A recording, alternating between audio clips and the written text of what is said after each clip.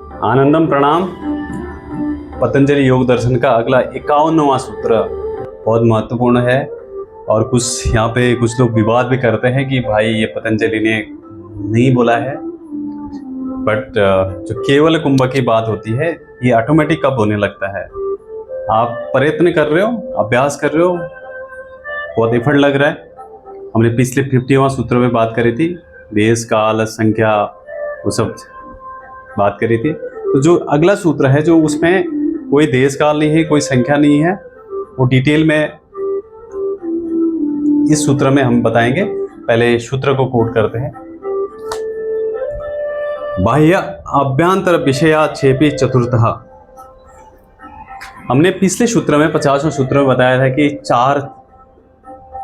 तीन प्राणायाम बताए थे, पूरक, रेचक और कुंभक। अब कुछ पूरक, कुंभक और रेचक बोल रहे, कुछ जो महान आचार्य हुए उन्होंने उस तरह से व्याख्या करी है।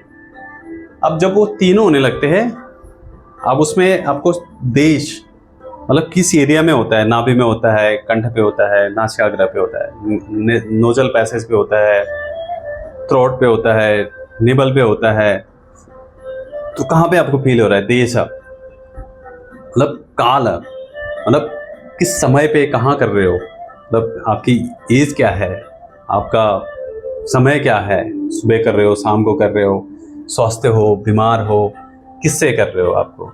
तो उसके अलावा आपको संख्या, आपको कितना संख्या में कर रहे हो, आपका रेशियो क्या है, 1:1 है बिगिनिंग लेवल पे, ऐसे ही करते हैं। आपका कुछ स्वास्थ्य बिगड़ा हुआ है तो आपको अवॉइड करना है।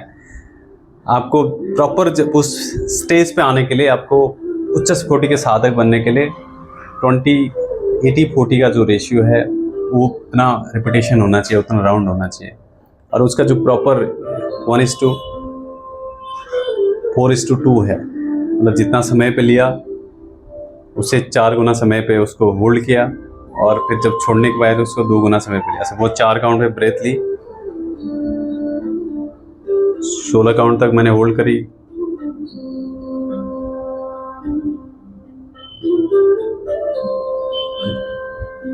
8 काउंट तक मैंने धीरे धीरे छोड़ा। दैट इज कुंभक का रेशियो। एंड इस जो चतुर्थ मतलब चौथा विषयापेशी, मतलब आपको बहुत विशेष है ये, जब आपको ऑटोमेटिकली होने लगा। जो यहाँ पे डॉक्टर के कोलटर जी ने लिखा है कि when the ingoing and outgoing breathing stop completely, this state अपन इज प्रोलॉन्ग्ड वन।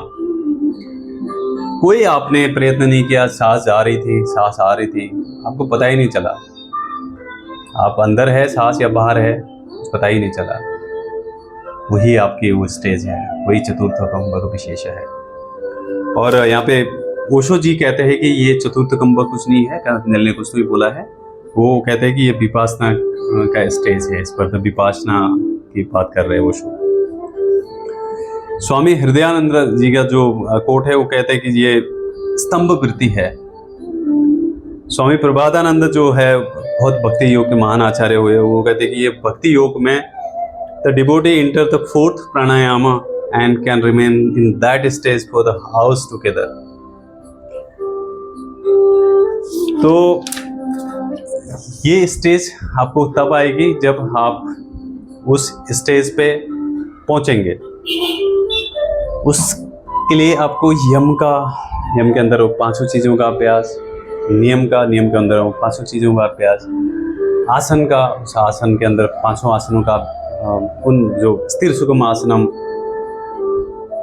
जो प्रयत्न शैथिल्य अनंत समापत्ति व्यायाम की तरफ जो बात हो रही है, प्राणायाम की जो बात हो रही है, उस पर जो कुंभक की बात हो रही है, जब करेंगे तब जाके ये अवस्था आएगी। आपके मन पे द्वंद्व खत्म हो जाएंगे, आपके मन में चाहे शारीरिक हो द्वंद्व खत्म हो जाएंगे, मानसिक द्वंद्व खत्म हो जाएंगे, तब जाके ये स्टेज आएगी और सबको आएगी। और इस रास्ते पे जो चलेगा, तो पहाड़ों से निकलने वाली नदियों ने पूछा है क्या समुद्र कितनी दूर है, वो अपने आप गंतव्य में पहुंचते हैं। तो this is one way communication, this is one way यहाँ से कोई रिटर्न आने का नहीं है, आपको आगे ही बढ़ना है।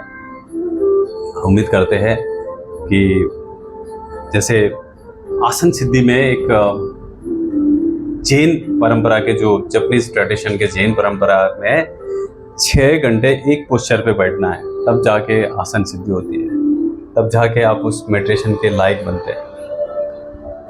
कुछ अपने हठयोग सिद्धि योग की परंपराओं में 3.5 घंटा, 3 घंटा 36 मिनट कोई कहते हैं, कोई 3.5 घंटा कहते हैं, अलग अलग उसकी व्याख्या है। 3 घंटा, कोई 2.5 घंटा कहते हैं। तो आप उस लेवल पे विदाउट स्थिर सुगम आसनम के अवस्था में आप स्टिलनेस, कामनेस में रहते हैं, तब जाके एक पॉइंट पे आप पहुंचते हैं। तो उम्मीद करते हैं कि ये जो